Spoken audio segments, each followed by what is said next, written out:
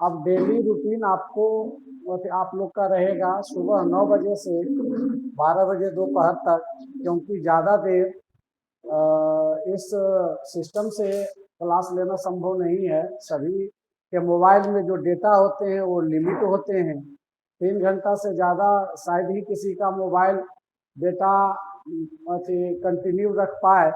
इसलिए हम लोग बहुत सोच विचार कर 3 घंटे का क्लास पर डे सेटल किए हैं। और उसी के अनुसार आप लोग का होमवर्क जो हो प्रत्येक सब्जेक्ट का, वो आप लोग का अलग टाइम के अनुसार उसको सेट करिएगा। कम से कम क्लास के अलावा 4 से 5 घंटे का टाइम आप दीजिएगा तो होमवर्क पूरा हो जाएगा। और होमवर्क पूरा होने के साथ साथ आपका सिलेबस भी आगे बढ़ेगा और आप प्रत्येक विषय में, प्रत्येक सब्जेक्ट में पकड़ बना सकते हैं और समझ सकते हैं। अभी तक भी 70 स्टूडेंट ही ऑनलाइन हो पाए हैं।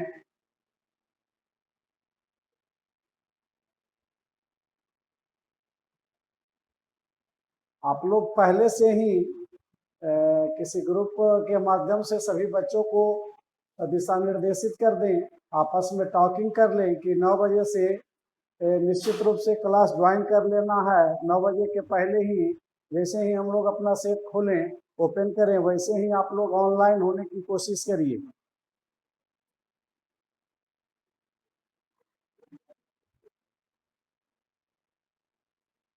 हम लोग हिंदी व्याकरण में,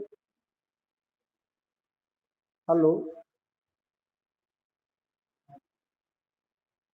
सभी सुन रहे हैं?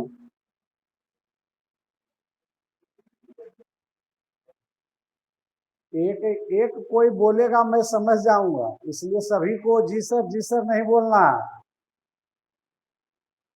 और सभी अपने मोबाइल सेट को टच नहीं करते रहेंगे, नहीं तो यहाँ नॉकिंग का आवाज आएगा, मतलब कि उस तरह का आवाज आएगा कि डिस्टर्ब हो जाएगा पूरा क्लास।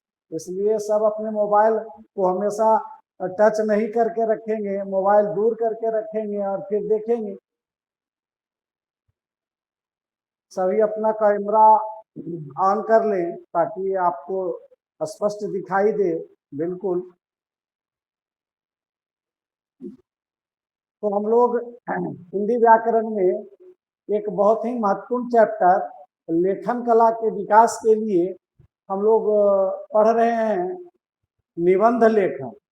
निबंध जिसको लेख कहते हैं, जिसको हम अंग्रेजी में ऐसे कहते हैं। कोई नहीं इधर उधर ध्यान देगा। बहुत सारे स्टूडेंट कल का जो निबंध लेखन का होमवर्क था वह होमवर्क ग्रुप में फॉरवर्ड किए हैं। मैं उसमें सभी लोगों का निबंध लेखन देखा हूँ। बहुत स्टूडेंट बहुत अच्छे ढंग से निबंध लिखे हैं। कुछ विद्यार्थी बुक से चीटिंग कर लिए हैं।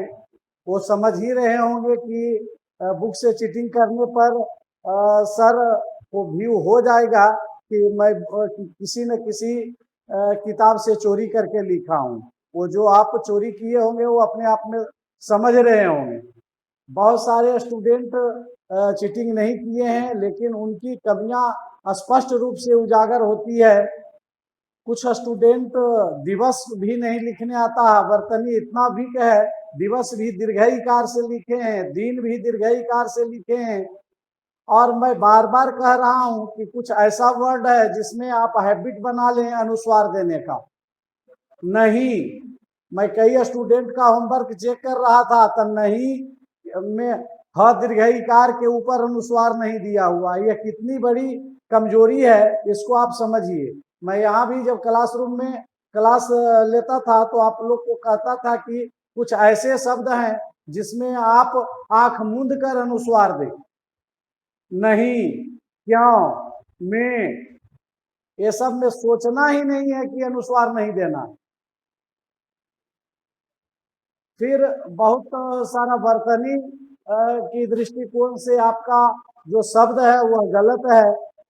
और बहुत सारे बच्चों का क्या प्रॉब्लम है कि आप हिंदी व्याकरण पढ़े हैं, लिंग वचन पुरुष कारक सब पढ़े हैं, वाक्य की रचना पढ़े हैं, और उसके बाद भी वाक्य को आप सही ढंग से नहीं लिख पाते हैं। लिंग वचन पुरुष कारक का सही तरह से उपयोग नहीं कर पाते हैं, जो बहुत ही दुखद है। ये आप इस पर आप जिज्ञासु होंगे, जानने की इच्छा और सही करने की इच्छा आप में जागृत होगी, तभी आप इसको कर सकते हैं। लाख टीचर बताते रह जाएंगे, लेकिन जब आपकी मानसिकता में सुधार नहीं होगी तो आप नहीं सुधर सकते। तो हम लोग जो होमवर्क दिए थे वह हिंदी व्याकरण में निबंध लेखन का था, जिसमें बहुत सारे विद्यार्थी बहुत अच्छे ढंग से लिखे हैं। मैं कुछ नाम बोलता हूं जिनका लेखन बहुत अच्छा था। सत्यम श्री, मेरी आवाज सुन रहे हो? सत्यम श्री, हेलो? सत्यम श्री शेखपुरा, आप अच्छे लिखे हैं, थोड़ा हैंड राइटिंग सुधार करिए। गौरव कुमार, गौरव कुमार, आप भी अच्छे लिखे हैं, बहुत बहुत धन्यवाद। सन्नी कुमार, सन्नी कुमार, आप भी अच्छे लिखे हैं, लेकिन आपके बर्तनी में बहुत सारी अशुद्धियां हैं, उस अशुद्धि को दूर करिए। और आपको बताया हुआ है पंक्चुएशन साइन, जो विराम चिन्ह जिसको कहते हैं हिंदी में, कि कहाँ किस विराम चिन्ह का उपयोग करना है। विराम चिन्ह के उपयोग करने में भी आप गलत करते हैं। और इसके साथ साथ अनुस्वार कहाँ हम दें, जैसे बहुवचन है, राम पढ़ता है, तो पढ़ता है एक वचन के क्रिया आता है, पर अनुस्वार नहीं देंगे। हम लोग पढ़ते हैं, तो पढ़ते हैं बहुवचन की क्रिया, तो है के ऊपर अनुस्वार देंगे।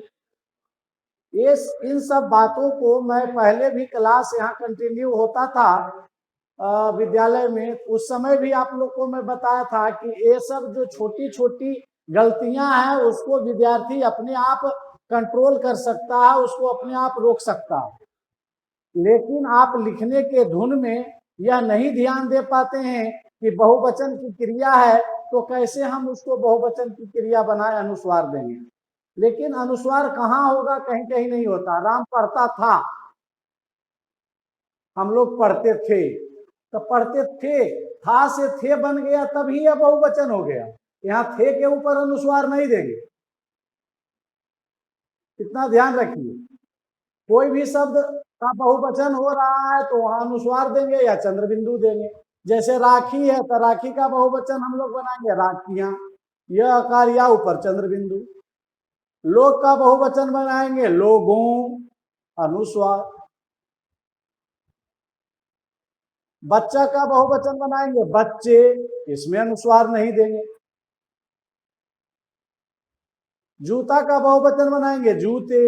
ये सब जो चैप्टर है आप लोग को पहले ही पढ़ाई हो चुकी है, और बहुत अच्छे ढंग से हम देखे हैं कहाँ बहुवचन बनाने में अनुस्वार दिया जाता है, कहाँ चंद्रबिंदु का प्रयोग किया जाता है, और कहाँ अनुस्वार नहीं दिया जाता है।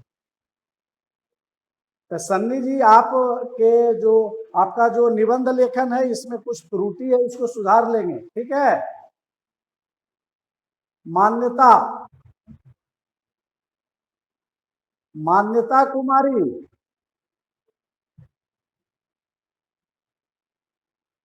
मान्यता मेरी आवाज आ रही है? कहाँ घर है? कहाँ घर है मान्यता? गया में। बहुत अच्छी लिखी हो, बहुत अच्छी लिखी हो, थोड़ा सुधार करना है। जो विराम चिन्ह है उसका प्रयोग कैसे करें, और इसके साथ साथ कुछ बर्तनी में भी आपका गलती है। और प्रिंस राज, प्रिंस राज कहाँ घर है? हाँ, रैली जी, आप भी अच्छा लिखे हैं, लेकिन आप लिखने में गणतंत्र, गणतंत्र दिवस होता है, गणतंत्रता नहीं होता। गणतंत्र मनाते हैं, थोड़े गणतंत्र दिवस मनाते हैं। ये सब जो आप वाक्य की रचना करते हैं, इसके लिए पहले ही मन में उसके प्रति कौन सा शब्द का चयन करना है, क्या लिखा, क्या हम इस वाक्य में डालें कि यह वाक्य हिंदी व्याकरण के दृष्टिकोण से सही हो। आपका भी निबंध बहुत अच्छा है, लेकिन थोड़ा सा परेशानी वही है कि बर्तनी में का सही प्रयोग आप नहीं कर पाते। और कुछ विद्यार्थी तो ऐसे हैं कि 4-5 लाइन वाक्य लिख करके फॉरवर्ड कर दिए हैं। लगता है कि इसको अपने पेरेंट्स या किसी दूसरे के प्रेशर में आकर के कुछ वाक्य फॉरवर्ड कर दिए। टीचर का तो कोई प्रेशर है नहीं, डायरेक्ट रूप से आपको टीचर कोई देख नहीं रहे हैं, ना पनिशमेंट दे सकते हैं, ना डांट दे सकते हैं। तो वैसा नहीं करना है कि पेरेंट्स के प्रेशर में आकर 4-5 वाक्य गलत ढंग से लिख दें, किसी किताब से चोरी करके लिख दें, तो हमको टीचर नहीं पकड़ पाएंगे। मैं सबका फॉरवर्ड किया हुआ निबंध देखा हूँ, करीब करीब 35-37 विद्यार्थी निबंध फॉरवर्ड किए हैं, सभी का मैं देखा हूँ। और वैसे विद्यार्थी जो होमवर्क फॉरवर्ड नहीं करते हैं, उनसे रिक्वेस्ट है कि आप जरूर होमवर्क फॉरवर्ड करें, तभी मैं आपकी गलतियों को देख पाऊंगा और आपको सलाह दे पाऊंगा।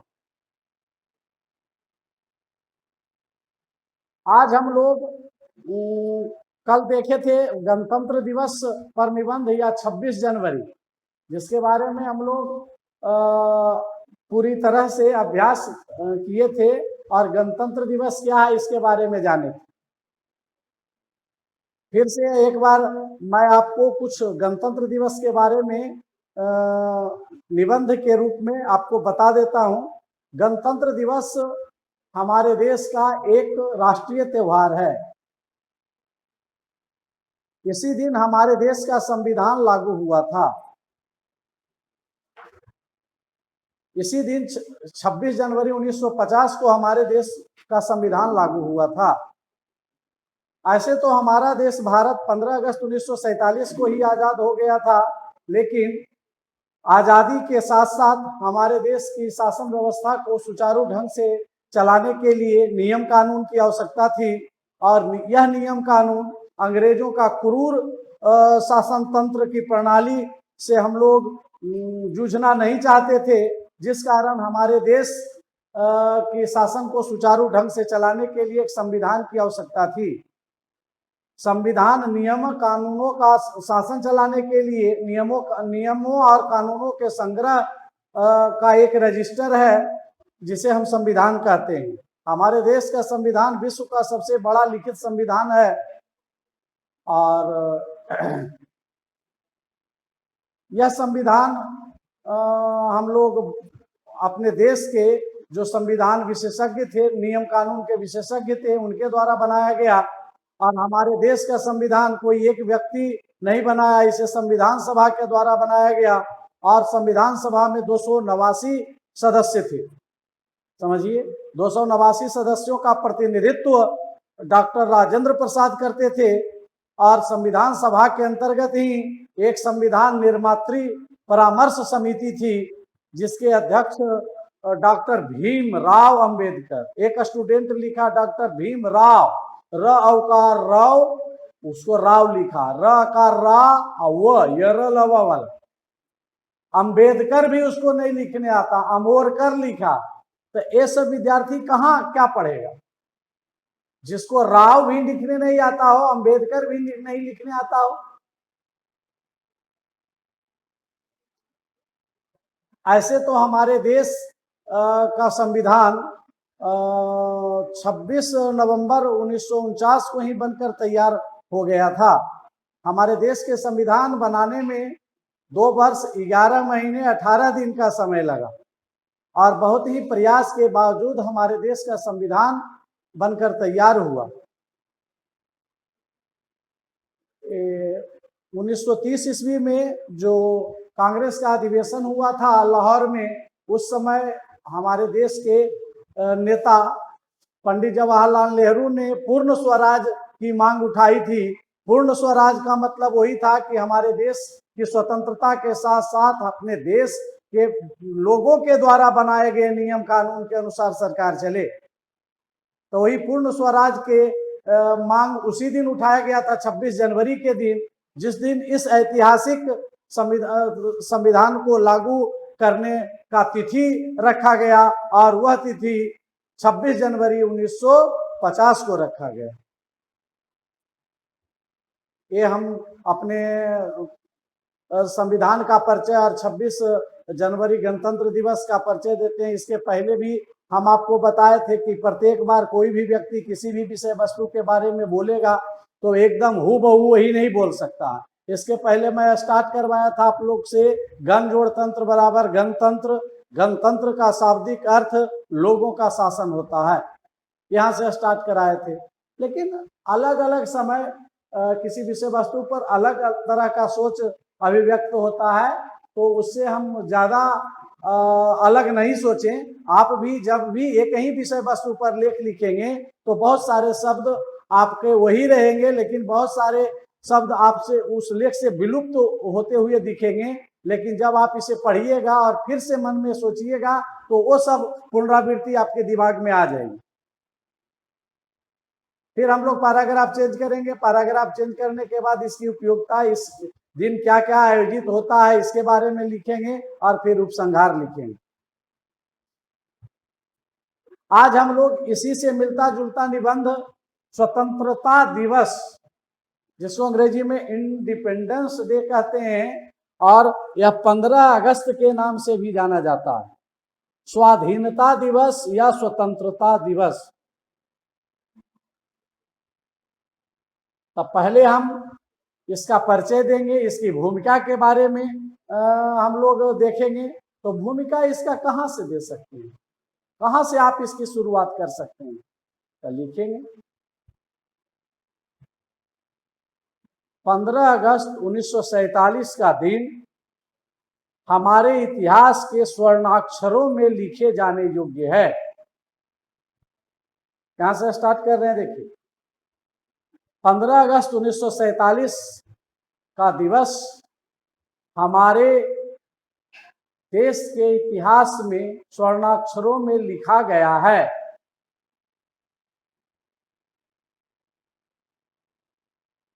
लगभग 200 वर्षों की गुलामी के बाद इसी दिन हमारा देश भारत स्वतंत्र घोषित किया गया था।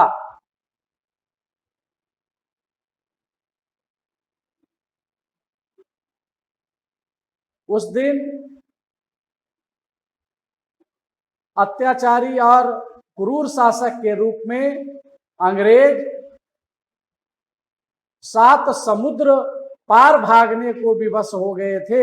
7 समुद्र क्यों कहा जाता है? आपको इंग्लैंड जाना होगा तो कई समुद्र पार करके जाना होगा, इसलिए उसको 7 समुद्र पार कहा जाता है। 7 समुद्र पार चले गए थे।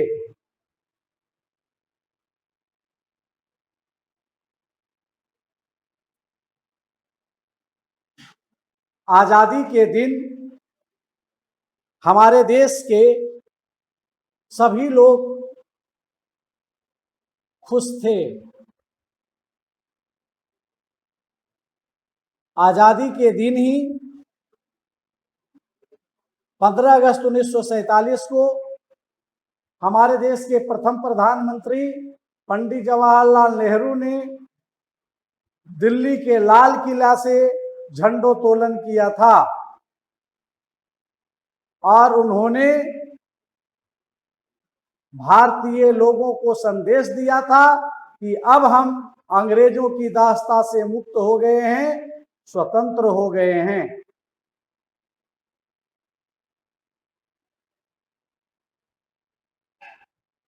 इस आजादी को पाने के लिए हमारे देश के कई लोग शहीद हो गए। कई माताओं एवं बहनों की मांग की सिंदूर उजड़ गई, कई बच्चे अनाथ हो गए। बहुत ही प्रयास और संघर्ष के बाद हमें यह ऐतिहासिक दिन देखने को मिला।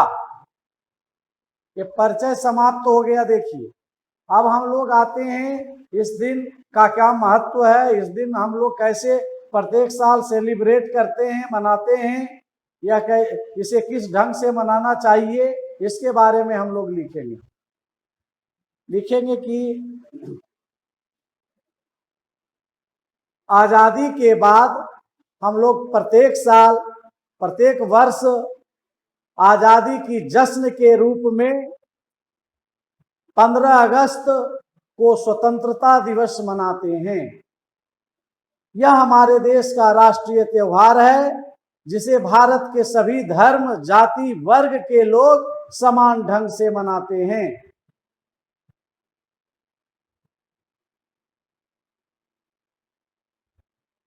इस दिन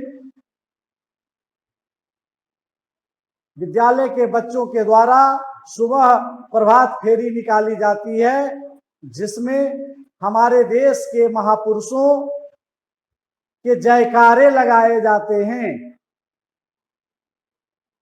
जयकारों के माध्यम से हम आम आवाम को सूचित करते हैं कि आज ही के दिन हमारा देश भारत आजाद हुआ था।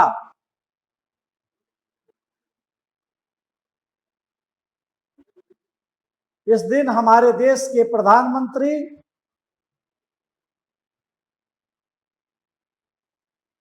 हमारे देश की राजधानी दिल्ली स्थित लाल किले पर झंडोत्तोलन करते हैं।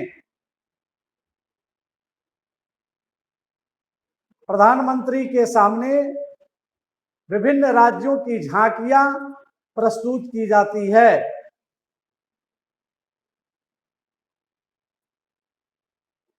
इस दिन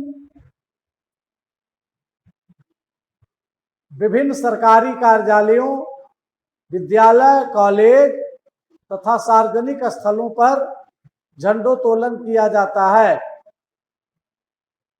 सभी लोग तिरंगे के नीचे एकत्रित होकर तिरंगे की सलामी देते हैं और उन तिरंगे के सम्मान में राष्ट्रीय गान गाते हैं।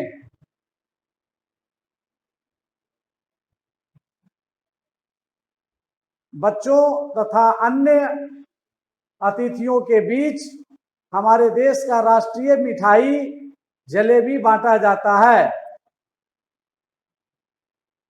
इस दिन सभी बच्चे और हमारे देश के नागरिक बहुत खुश रहते हैं, क्योंकि यह हमारे देश की स्वतंत्रता दिवस के रूप में, क्योंकि इसी दिन हमारा देश भारत आजाद हुआ था। जगह जगह स्कूल कॉलेजों में देशभक्ति गीत गाए जाते हैं और देशभक्ति पर आधारित सांस्कृतिक कार्यक्रम आयोजित की जाती है।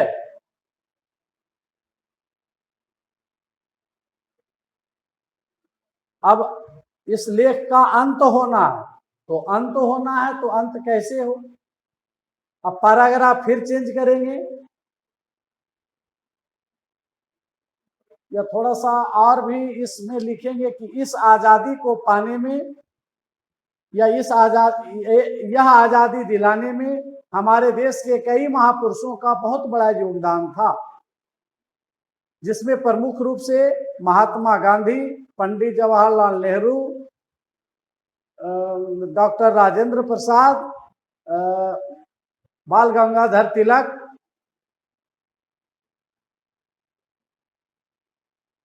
नेताजी जिनको सुभाष चंद्र बोस कहते हैं, सुभाष चंद्र बोस, भगत सिंह, चंद्रशेखर आजाद का बहुत बड़ा योगदान है। यह योगदान था। महात्मा गांधी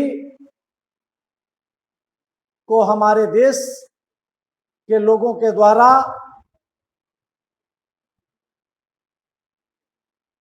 महात्मा गांधी हम अच्छा, आगे के वाक्य। महात्मा गांधी के सत्य और अहिंसा की नीति के मार्ग पर चलकर हमारा देश भारत आजाद हुआ। अब अंत करते हैं कि पैराग्राफ चेंज करते हुए कि इस आजादी को पाने में न जाने कितने वीर शहीद हुए, कई आंदोलनकारियों या कई महापुरुषों को जेल की यातना, यातना माने कष्ट, दुख, यातना खानी पड़ी, तब जाकर यह आजादी हमें मिला है। इस आजादी को सुरक्षित रखना हम भारतवासियों का परम कर्तव्य है। इस आजादी के प्रति जो हमारे महापुरुषों का सोच था वह अभी तक हमें प्राप्त नहीं हो पाया है।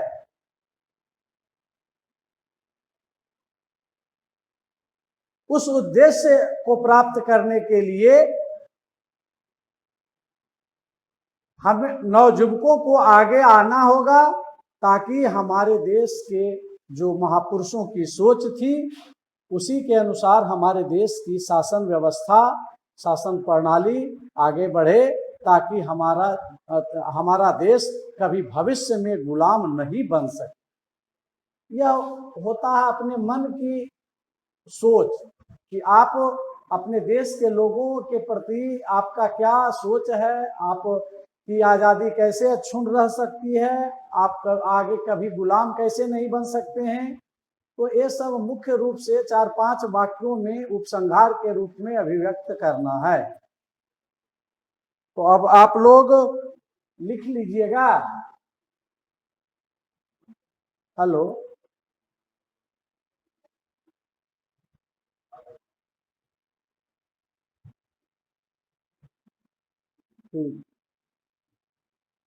आज हम लोग और आगे बढ़ते हैं। अब पत्र लेखन सीखते हैं। कोई नहीं बोलेगा। अब पत्र लेखन सीखते हैं। अभी 30 मिनट टाइम है। तो पत्र लेखन हम लोग कैसे लिखें? तो जब आज का समय इतना संचार के माध्यम से इतना सुदृढ़ हो चुका है कि आज पत्र लिखने की आवश्यकता होती नहीं है, फिर भी गवर्नमेंट स्तर पर, सरकारी स्तर पर कहीं ना कहीं हमें ईमेल के माध्यम से या हम व्हाट्सएप से भी फॉरवर्ड करेंगे, तो उसमें आप एप्लीकेशन हो या पत्र हो उसे लिखना जरूरी है। और इसी कारण से आप को इन सारी परीक्षाओं में जो आप लोग फेस करेंगे उसमें पत्र लेखन का बड़ा महत्व है। और 5 मार्क्स या 10 मार्क्स का पत्र लेखन पूछा जाता है।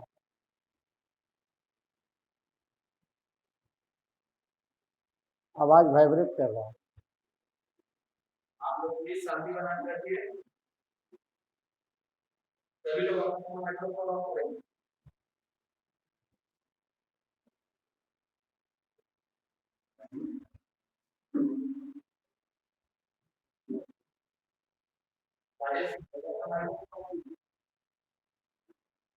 पत्र लेखन क्या है?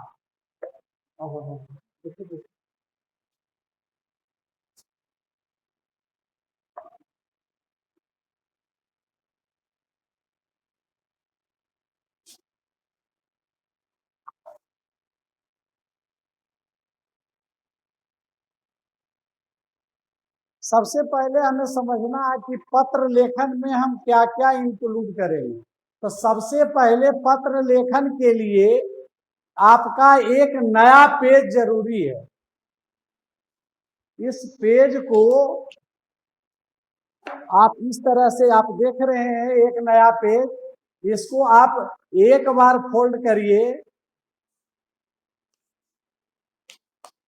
और इसको एक बार फोल्ड करने के बाद फिर रिपीट करके फोल्ड करिए, दोबारा 2 बार फिर फोल्ड करिए, 2 बार मोड़ने के बाद फिर इसको खोलिए।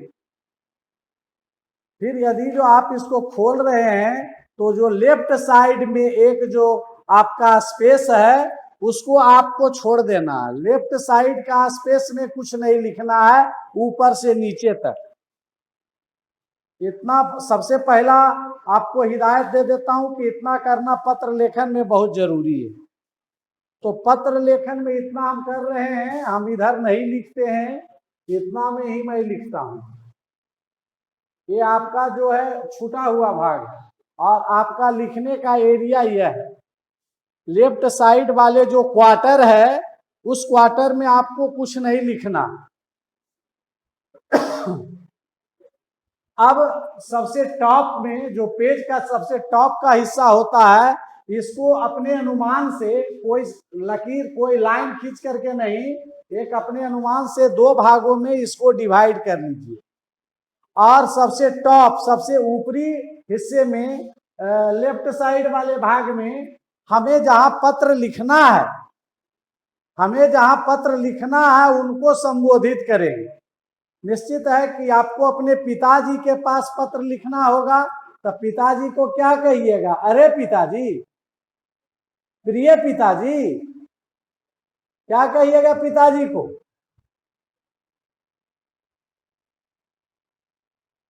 पूजनीय या पूज्यवर, पूज्य दो ही होते हैं। हेलो, शांत रहो, शांत रहो, अरे शांत रहिए।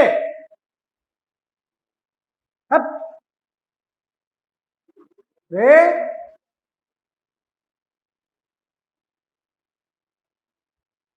हम जिनके यहाँ पत्र लिख रहे हैं उनका संबोधन हमको करना।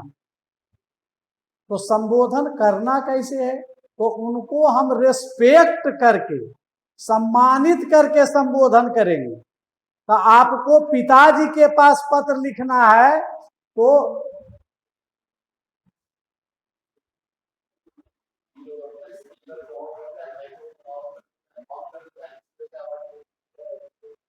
क्यों माइक्रोफोन का है ऑन कर दिया?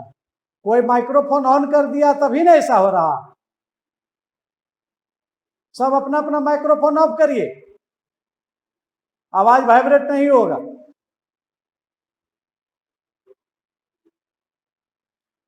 तो हम यहां संबोधित करते हुए लिखेंगे बाएं तरफ, पूज्यवर पिताजी।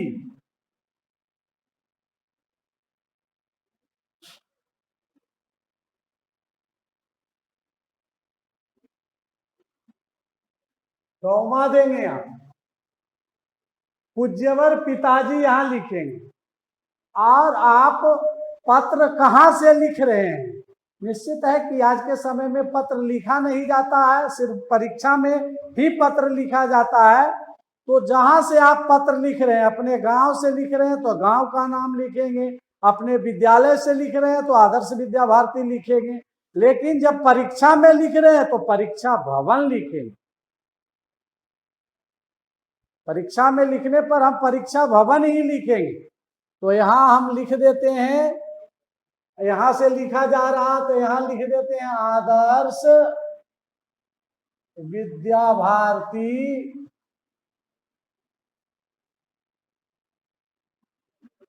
बरबीघा। ध्यान रहे, इधर वाले में कौमा देंगे तो इधर वाला में पूर्ण विराम देंगे। इतना सीखते चलिए। जैसे मैं बता रहा हूं, पूज्यवर पिताजी के बाद कौमा दिए तो आप आदर्श विद्या भारती बरबीघा के बाद पूर्ण विराम देंगे। कोई दिक्कत? अब एक बार संबोधन के बाद चूंकि ये तो संबोधित किए हैं, फिर उनका अभिवादन करेंगे। अभिवादन कैसे करते हैं? आप अभिवादन पिताजी के निकट जाते थे, कहते प्रणाम पापा या प्रणाम पिताजी, ऐसे करके करते हैं। तो ये आप डायरेक्ट उनसे रूबरू नहीं हो रहे हैं, प्रत्यक्ष रूप से आप उनसे देख नहीं रहे हैं, पत्र के माध्यम से आपको उनको प्रणाम करना है। तो यहां लिखेंगे सादर प्रणाम,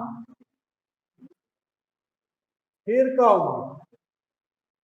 इसके नीचे पैराग्राफ छोड़ते हुए थोड़ा सा इसके पूज्यवर जहां लिखे वहीं से नहीं लिखेंगे, उसके नीचे से थोड़ा स्पेस छोड़ते हुए लिखेंगे सादर प्रणाम। और सादर प्रणाम के जगह पर आप ये भी लिख सकते हैं चरण, चरण स्पर्श। चरण माने पैर, स्पर्श माने छूना, पैर छूना। चरण स्पर्श दोनों में से किसी का भी उपयोग कर सकते हो, सादर प्रणाम या चरण स्पर्श। सादर प्रणाम लिखे तो उसके बाद कौमा, चरण स्पर्श लिखे तो इसके बाद कौमा। इसके जस्ट सामने दाईं ओर हम लिखेंगे दिनांक या तिथि। तिथि आज का क्या है? आज का तिथि है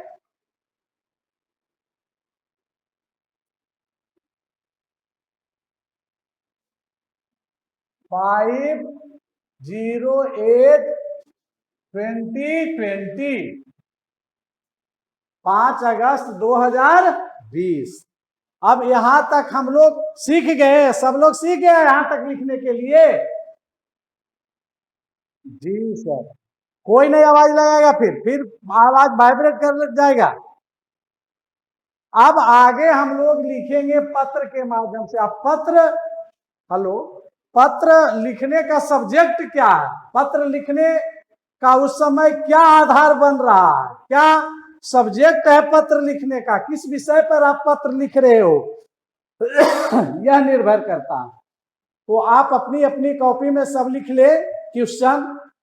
आप अपने पिताजी के पास एक पत्र लिखें, सब अपनी अपनी कॉपी में लिखेगा। आप अपने पिताजी के पास एक पत्र लिखें, आप सब कॉपी में नोट कर लीजिए क्वेश्चन के रूप में।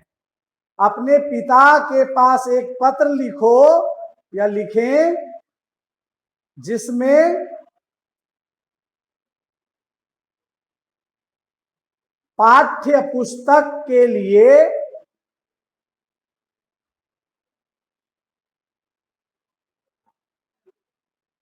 2000 रुपये की मांग की गई हो। पाठ्य पुस्तक के लिए 2000 रुपये की मांग की गई हो।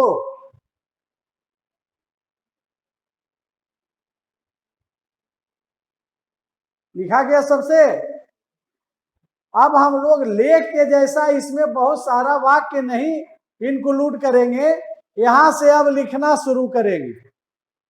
सबसे पहले आप पत्र के माध्यम से इस तरह से उनसे आप वार्तालाप करेंगे, बातचीत करेंगे पत्र के माध्यम से कि उनको लगे कि मेरा बच्चा, मेरे बच्चों के पास जानकारी है या लिखने का, पत्र लिखने का तरीका मालूम है। तो सबसे पहले आप क्यों पत्र लिखते हैं?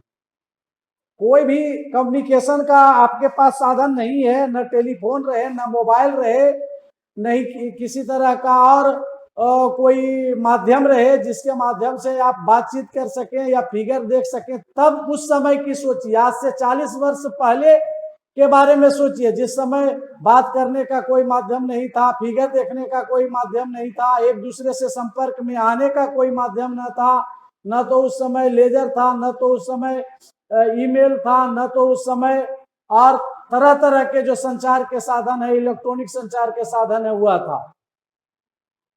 उस समय में आप जाकर कल्पना करिए कि एक जगह से दूसरे जगह तक समाचार का संचार, आदान प्रदान कैसे होता था। उस समय होता था क्या कि दो लोगों के बीच बातचीत होनी है, जैसे मैं आपका शिक्षक हूं, मैं अपनी बातों को आपके यहाँ कुछ पहुंचाना चाहता हूं, तो एक मैं पत्र लिखता आपके पास या आपके पिताजी के पास, और उसका फिर वह रिप्लाई करते तो आपके यहाँ से पत्र मेरे पास आता। यही एक जगह से दूसरे जगह के बीच समाचार के आदान प्रदान करने का एक प्रमुख साधन पत्र था, जिसको लेटर कहते हैं।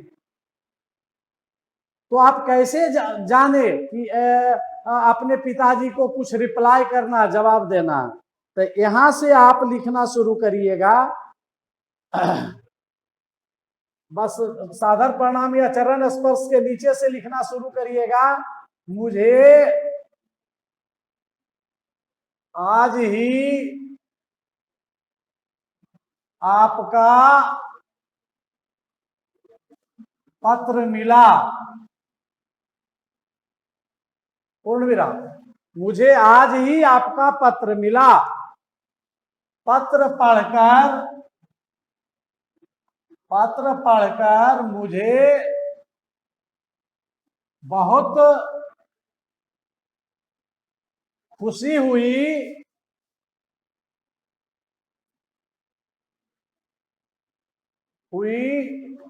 कि कोई खुश खुश होने वाला समाचार आप बोलिए। खुश कैसे कोई होता? आपके भैया को नौकरी मिल गई तो पूरे परिवार में खुशी होगी। आपके पिताजी को नौकरी में तरक्की मिल गया तो सब परिवार खुश होंगे। आपके गांव में बिजली आ गई तो सभी लोग खुश होंगे। आपके गांव में सड़कें आ गई, सभी लोग खुश होंगे। आपके गांव में एक अस्पताल बन गया, सभी लोग खुश होंगे। तो खुशी का कोई कारण का विवरण यहाँ हम लोग देंगे। तो मैं यहाँ लिख रहा हूं, मुझे आज ही आपका पत्र मिला। पत्र पढ़कर मुझे बहुत खुशी हुई कि अपने गांव में एक अस्पताल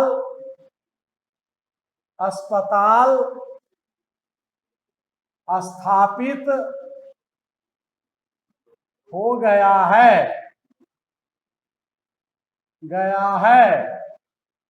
पूर्ण विराम। अब गरीब एवं लाचार मरीजों को शहर नहीं जाना पड़ेगा। ये खुशी हुआ, उसमें एक शब्द इंक्लूड कर दिए। अब आ जाते हैं हम विषय वस्तु पर। आपका विषय वस्तु क्या है? क्या किस कारण से आप अपने पिताजी के पास पत्र लिख रहे हैं? अब उस पर डायरेक्ट आ जाइए। अब उस पर डायरेक्ट आ जाइए तो अब लिखेंगे पिताजी मुझे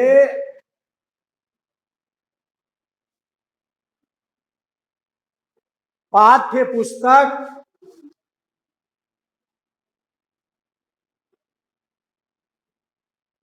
खरीदने के लिए रुपए नहीं है।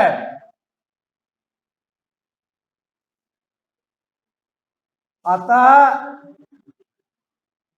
आप किसी माध्यम से पाठ्य पुस्तक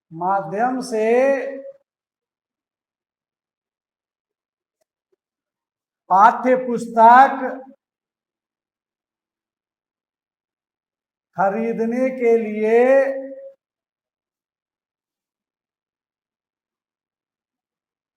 2000 रुपये भेज दें ताकि मेरी पढ़ाई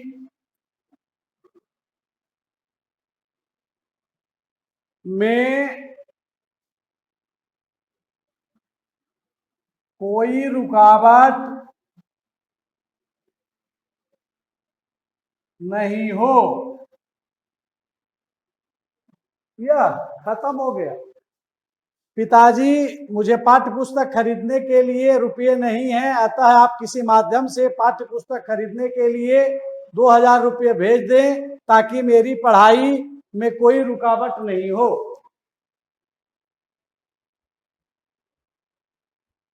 अब इतना ही लिखना था तो पत्र में ज्यादा हम वाक्य इंक्लूड नहीं करेंगे लेख के जैसा।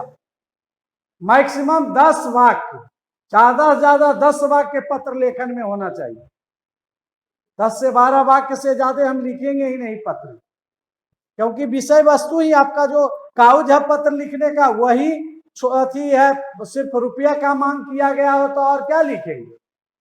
अब यहां लिखेंगे, पैराग्राफ चेंज करेंगे, लिखेंगे अब विशेष क्या लिखूं? अब विशेष क्या लिखूं? बड़े लोगों को चरण स्पर्श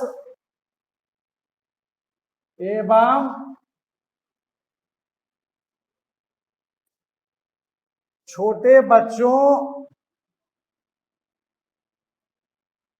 बच्चों को शुभ प्यार।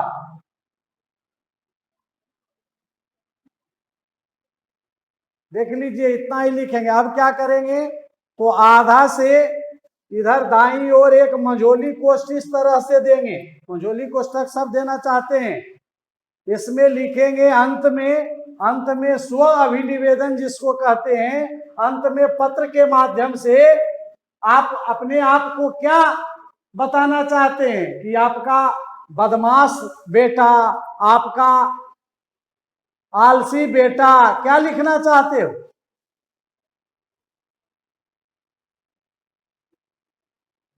कोई नहीं बोलता। यहां लिखेंगे आपका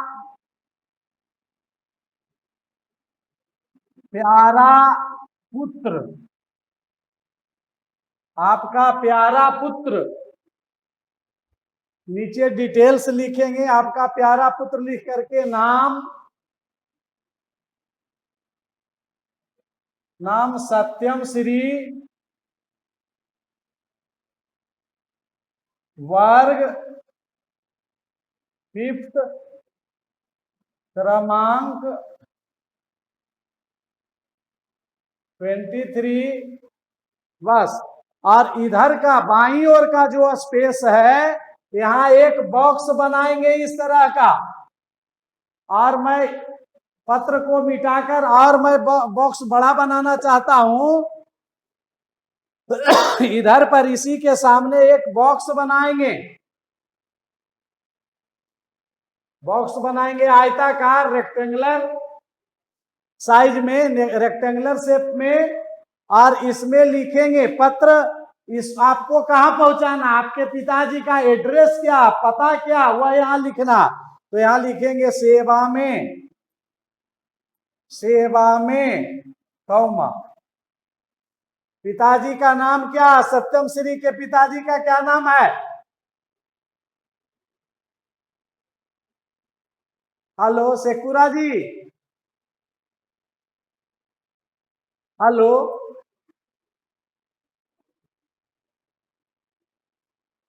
सत्यम श्री।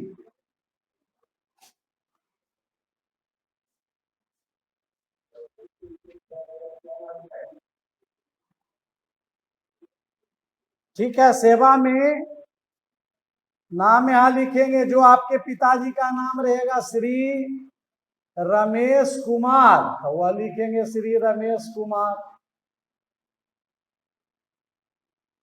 अब क्या है, आपका गांव में घर है तो गांव का पता देंगे, और शहर में घर है तो शहर का पता देंगे। तो श्री रमेश कुमार, मोहल्ला या गांव का नाम देंगे। तो किसी के गांव का नाम है डीह, तो डीह देंगे। पोस्ट ऑफिस या डाकघर तक केवटी देंगे। थाना